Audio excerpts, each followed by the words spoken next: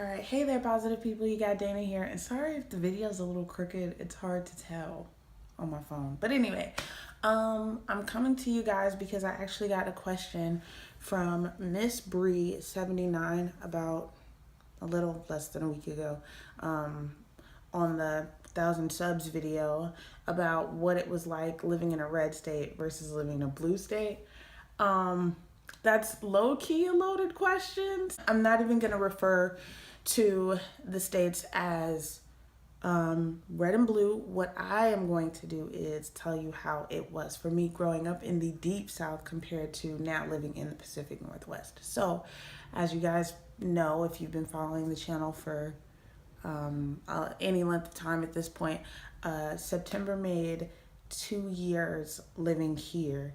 And prior to that, I'd lived my entire life from birth in Georgia. So obviously the first thing that comes to mind is the real culture shock that's involved when moving from, a place that's essentially situated in the Bible Belt, or whatever you want to call it, and then moving out here to the West Coast. I will tell you right now that I feel like the South is just, so, because of its long history, it's got this really, really rich culture that reflects itself in the music, that reflects itself in the food, in the people, in the way we greet one another, our sirs, our ma'ams, in the way that we play the dozens with one another. I feel like people from the South have a better sense of humor.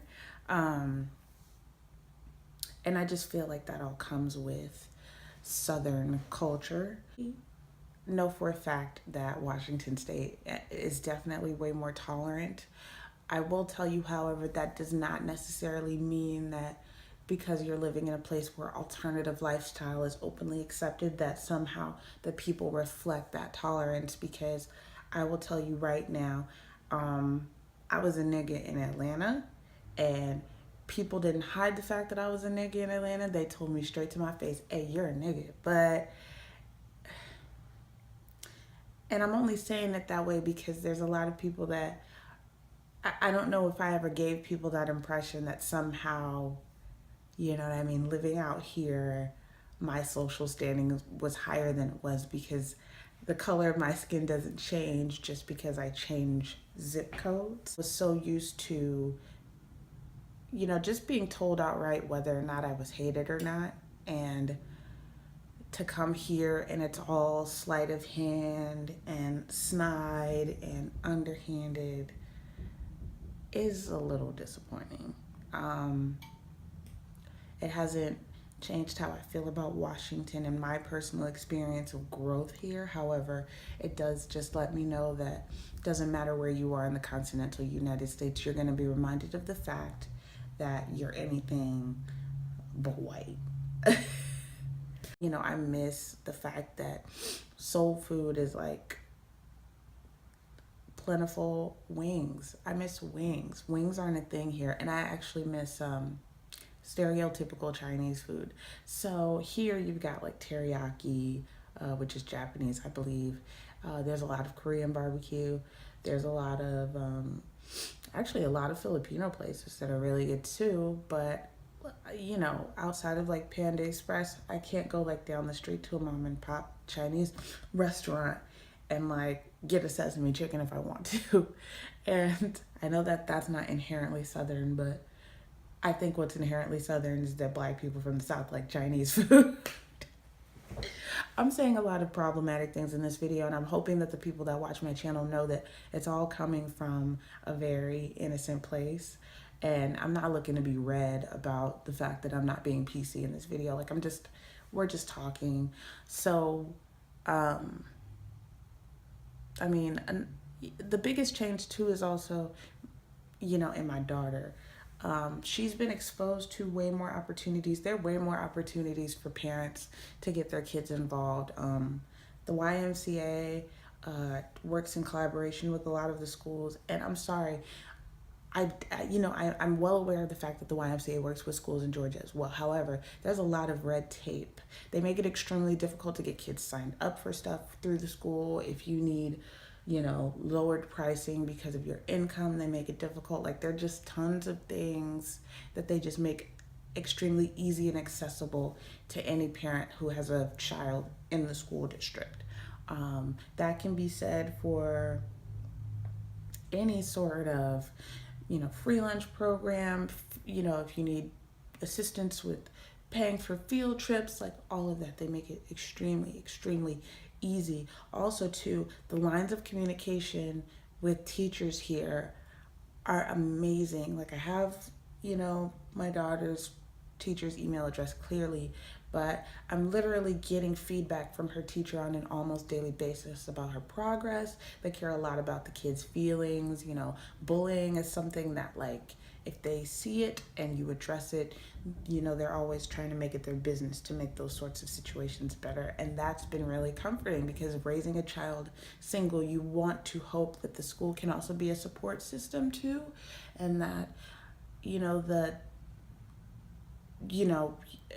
obviously I'm not with Marley when she's at school, but I feel like that extension of her life still spills into her personal life at home. So it's super important to me that her teachers are transparent in her victories and in her shortcomings, and in situations that I might need to address because she's not telling me. So that's been a huge change. I think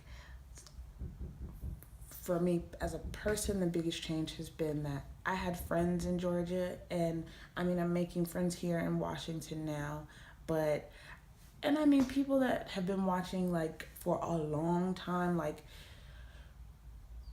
for before I had a car, know that, like, loneliness has been something that I've been struggling with. And like I said, I have been keeping myself occupied with YouTube and all of my other hobbies, because socializing is extremely difficult here. I was very much used to it being easy to make friends, and it's not here. And I understand that, like, I'm older, so that plays a part into how you make friends and socialize. But people, like I said, that freeze is real, man. That freeze is so real. Like, I have, like, my one friend, and she's cool and everything, but I just figured at this point, I'd be socializing a lot more. And I don't even low-key feel like motivated to socialize a lot of the time, because it's like I'll go out and I always end up talking to someone when I go out, but there's a good chance that that conversation is just going to be had in that bar for that night, in that moment, and I'll never see or speak to that person again. And now that, like, I know the game, I'm used to that happening, and I don't take it personally anymore. But for sure, the biggest change has been that, like, when I'm feeling down, there's nobody to call outside of, like, my mom, if she's available to, like, vent to. Also, too, not having Black female energy around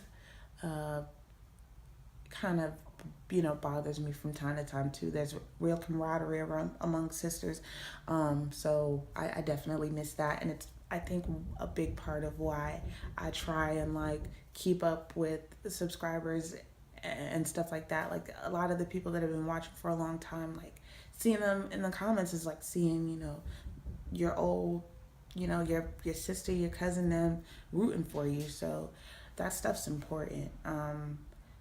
The obvious changes are that I'm living in a more tolerant place, and depending on who you ask, that's a good and a bad thing. I feel like people should just be able to live whatever life that they want to live, so long as they're not hurting anyone.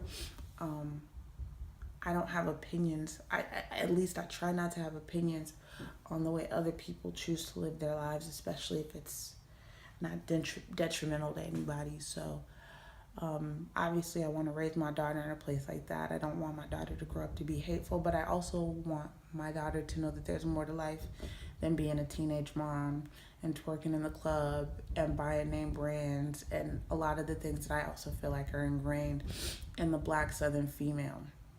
Especially she lived in metropolitan Atlanta. Like, it'd be different if Marley grew up on a farm, but she didn't. And statistically speaking, coming from a single parent home and coming from a teenage mom, she's damn near predisposed to fail.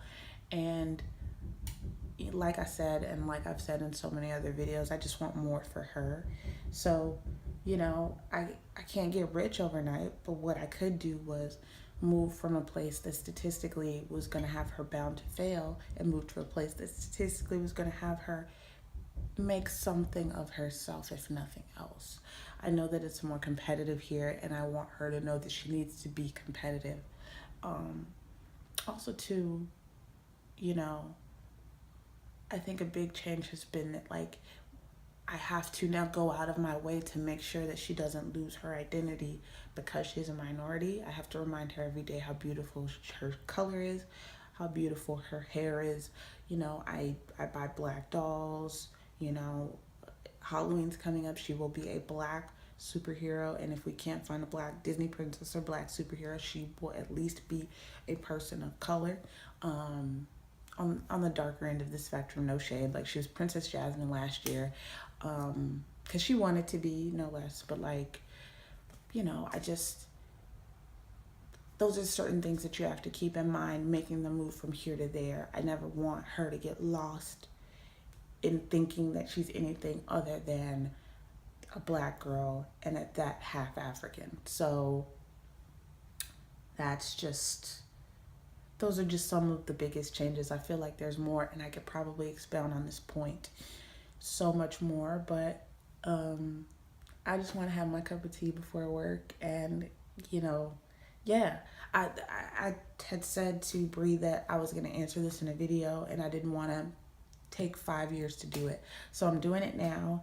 And yeah, thanks for the question. That was an awesome, awesome question, by the way. I could probably expound on it more, and I'll probably comment back to you. But yeah, a lot. There have been a lot of changes. I can't pinpoint just one. The red and the blue state thing. I'll just touch on that a little. I like the fact that there's open access to birth control here in this state. I like the fact that you know just that religion, spirituality, and atheism and agnosticism and all these things coexist in the same state, because there are tons of churches, contrary to popular belief. There are a ton of churches, in the area of several different denominations and non-denominational churches. There's not as many as the Deep South. Obviously, there's going to be a church on every corner in the South, but there are a lot of churches out here. Like, don't be under the impression that, like, this is some godless state. Trust me, there are a lot of, like, people that are believers here in the state. So I want to say that, but I also want to say that those things coexist in a place that is stereotypically considered atheist and extremely liberal. And I have a lot of respect for, like, Washington State and other places where these ideals can all coexist in the same place, because there's a lot of hate being spewed in my home state from people who claim to be, representatives of the Lord, in essence. And it's frustrating because you can't have people, I don't feel like your church can grow unless it's growing because you're out here spreading love.